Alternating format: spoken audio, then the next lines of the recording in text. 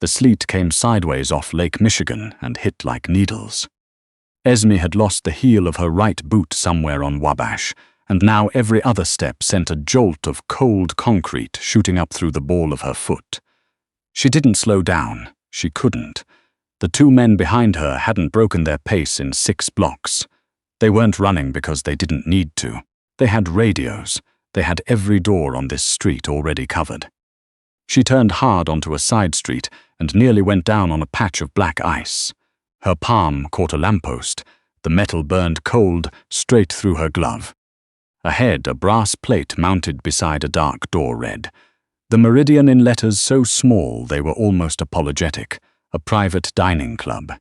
The kind of place that had a waiting list measured in years and a front desk staff trained to turn away the wrong kind of people with total politeness and zero eye contact. Esme shoved the door open and walked in like she owned the building. The warmth hit her like a wall. She stood in the foyer, sleet dripping from her coat onto the parquet floor, her lungs burning through the effort of looking calm. The hostess behind the stand looked up, took in Esme's state, soaked hair, missing heel, the specific expression of a woman who had stopped deciding between bad options and was now just surviving them, and opened her mouth. Esme was already scanning the room. High ceilings, low candlelight, the smell of warm cedar and old money. 12 tables with white linen and heavy crystal. A bar along the far wall where a single bartender moved without hurry. A jazz quartet doing something soft and unhurried in the corner. And there, a corner booth, alone, his back to the wall and a clear sightline to every entrance in the room. A man who was not looking at his menu because he had already clocked her the moment the door opened. She crossed the room without thinking. Instinct moved her feet.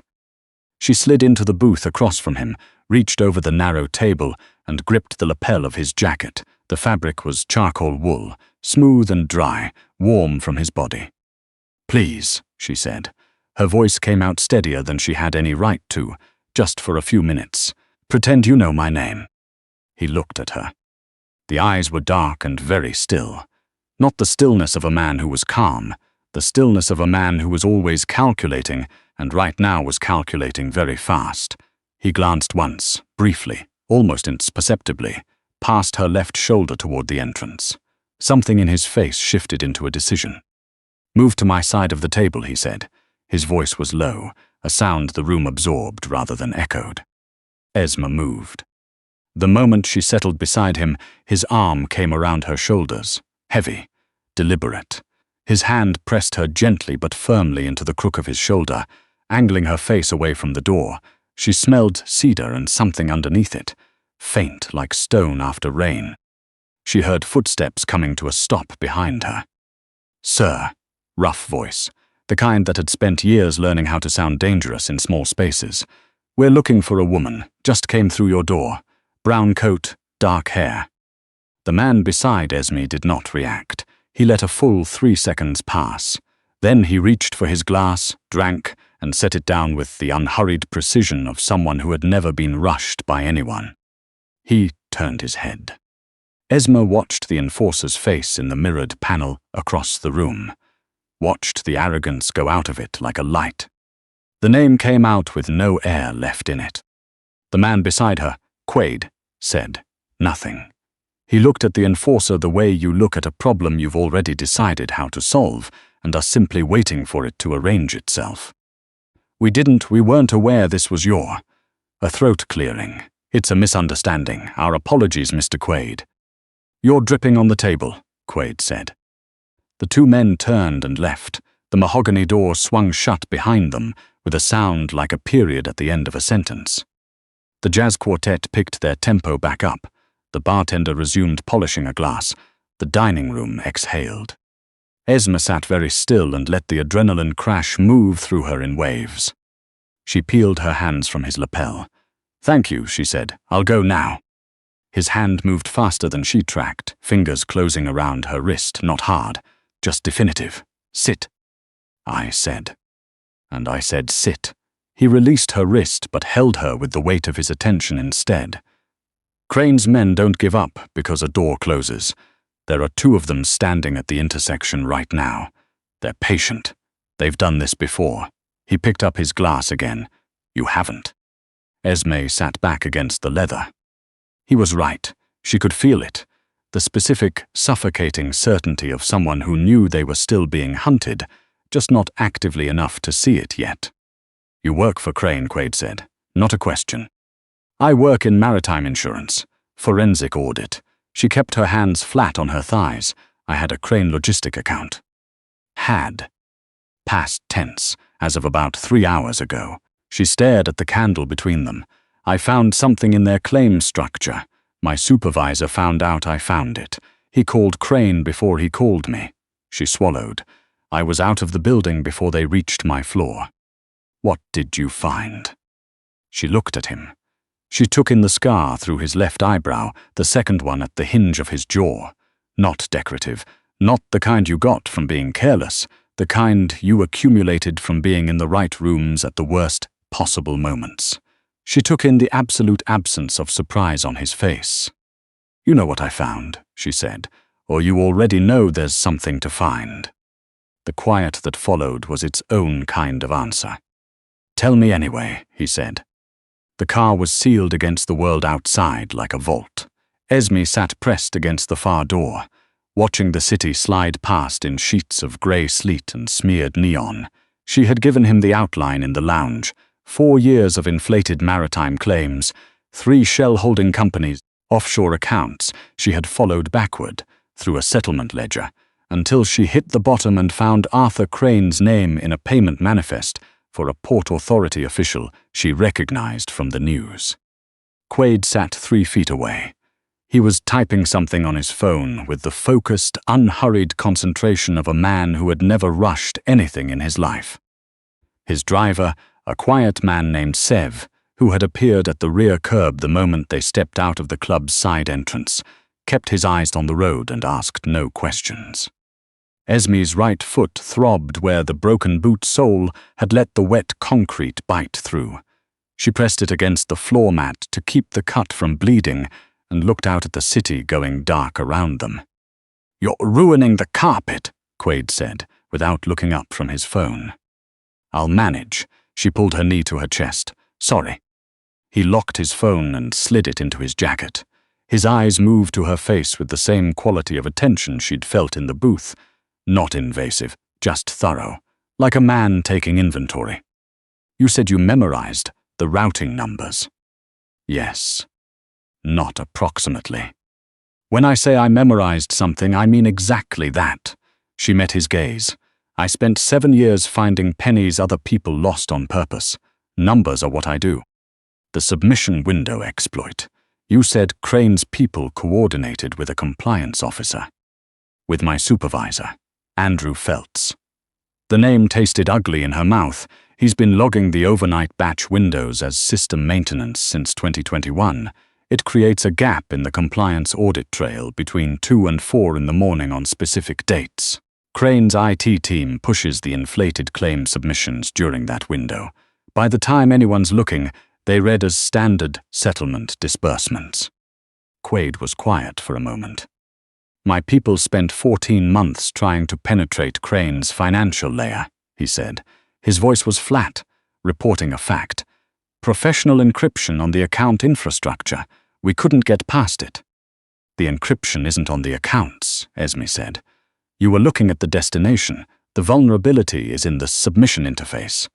Hartfield and Morse uses a compliance system from 2014. Nobody's looked at the legacy code in years. The window isn't a hack. It's a gap that was always there.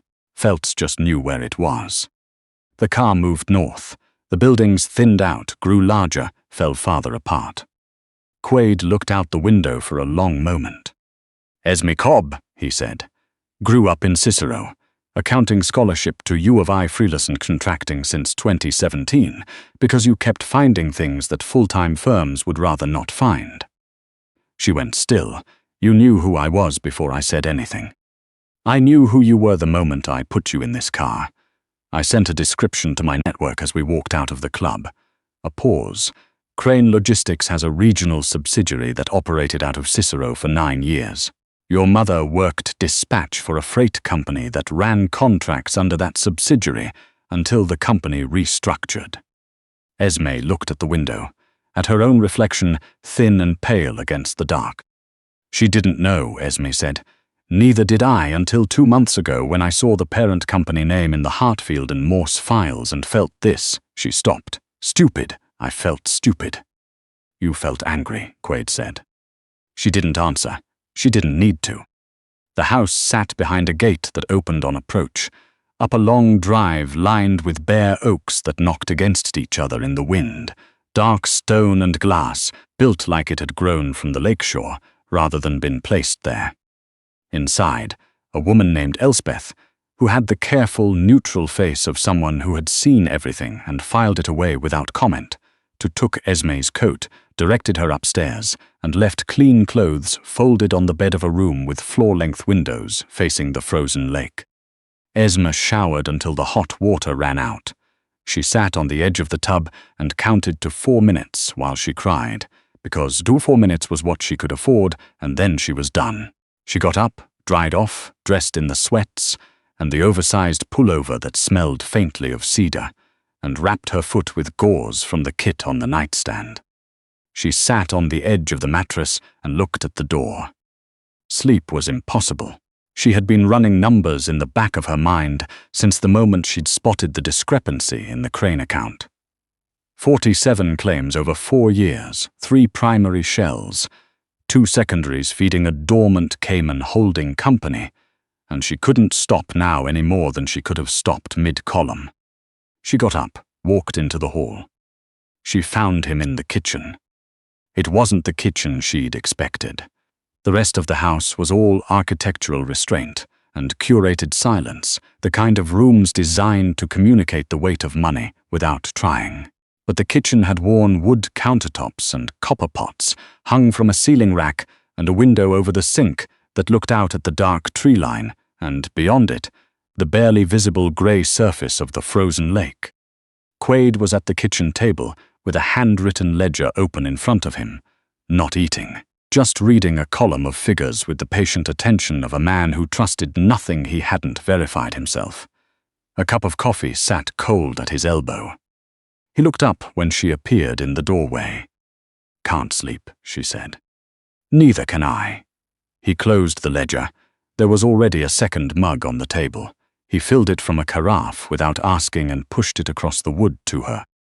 Esme sat, wrapped both hands around the mug, looked at the closed ledger. "You keep handwritten accounts," she said. "Some things I don't trust to a server." He picked up his own cup.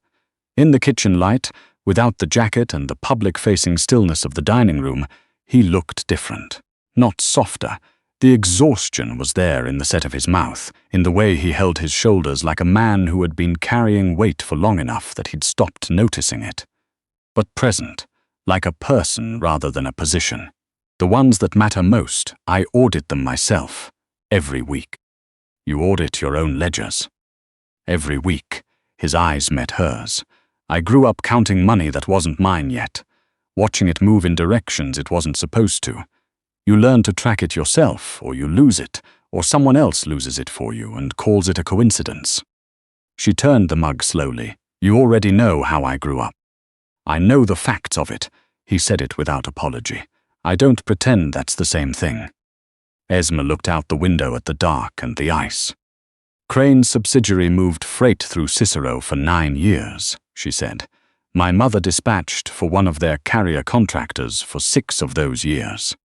She didn't know who was ultimately signing the contracts, and I didn't either until I was 14 months into the Hartfield and Morse account and pulled the parent company registration." She paused. "He's been washing money through an insurance firm that paid my mother's salary, and when I found it, my supervisor, who'd been taking a monthly fee to keep the window open, handed me to them before I could get out of the building." Quaid was quiet. He didn't offer anything empty. He just let the weight of what she'd said settle where it landed. "The routing numbers," he said. "Give them to me tonight." "Not yet," she set the mug down. "I want to know what happens after." After I give you everything I have, after you use it." She held his gaze. I'm not naive about what I am in this situation. I walked into your table with information you need. The moment you have it, I have nothing. Everyone in your position eventually decides that a liability is a liability. She kept her voice even. I want to know what decision you're making before we get there. He looked at her for a long moment. The wind moved through the oaks outside. The lake made no sound at all. You understand the architecture of his entire wash operation, Quaid said. Not just what he built. How it works, the exploit mechanics, the shell sequencing, the account routing. That's not information I use once and discard. That's institutional knowledge my organization has needed for 2 years and couldn't purchase at any price. He tilted his head. What is it you want? Clean documents. A new identity, enough cash to make a start somewhere else. She spread her hands on the table. I want to disappear, not run, disappear. There's a difference. There is, he agreed. Running means always looking back over your shoulder. I'm tired of looking backward. He was quiet again. She had the sense that he was not stalling. That when Quaid went quiet, it was because he was finishing the calculation, not avoiding it. 24 hours, he said. You work with me and my people on a formal case file. Submission window documentation, shell account sequencing, the routing structure from the settlement ledger. You put everything you know into a format my counsel can review. He folded his hands on the table. At the end of 24 hours, you have the documents, the cash, and a car, and Crain is finished. Not threatened, not warned, finished. You can do that in 24 hours. I've been building toward it for 14 months. You're the piece I didn't have. He said it without flattery. As a plain accounting of fact. Give me what's in your head, and I can close the book. Esme looked at the table between them. She thought about her apartment, the one Crain's men had gone through before she ever got home. The spare key under the radiator that she'd never changed, because she'd always been too busy, and now it didn't matter. She thought about the look on Andrew Feltz's face the last time she'd seen him, 3 weeks ago in the conference room, when she'd asked him to explain a discrepancy in the batch schedule, the specific quality of his discomfort. She had thought it was guilt about the numbers. It had been guilt about her. She pulled her phone from her waistband. She'd kept it on her through the shower, through all of it, because it was the only thing she had left, and set it face up on the table between them. The routing numbers are in image 3, she said, account sequencing in image 7. The submission window documentation is a series of screenshots from the compliance interface. I had access until 6 this evening. She looked at him. I encrypted the folder. I'll give you the password. Quaid looked at the phone on the table. He didn't reach for it. Open it yourself, he said. Walk me through it. She unlocked the phone. She opened the encrypted folder. She turned it to face him, and she started at the beginning. The first Crain claim submission that had flagged her attention, a cargo damage payout from March 2 years ago that was 6.8% above assessed value, and routed to a holding company registered in Delaware with a registered agent she'd never been able to reach by phone. Quaid opened the handwritten ledger to a blank page. He picked up a pen and wrote what she told him.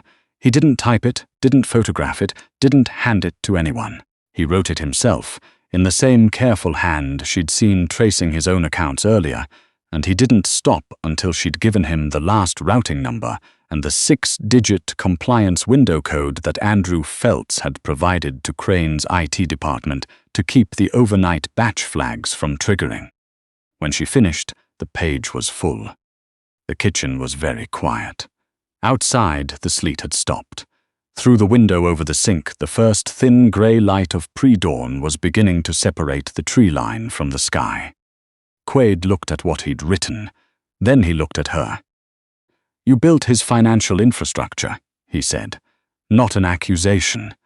Something closer to the specific disbelief of a man who rarely encountered something he hadn't anticipated. You designed the spreadsheet framework Crain's people have been operating inside for 4 years, and you did it without knowing what it was for. I built the spreadsheets, Esme said, before I knew. The anger in her voice was quiet and very old. I was good at it. I was always good at it.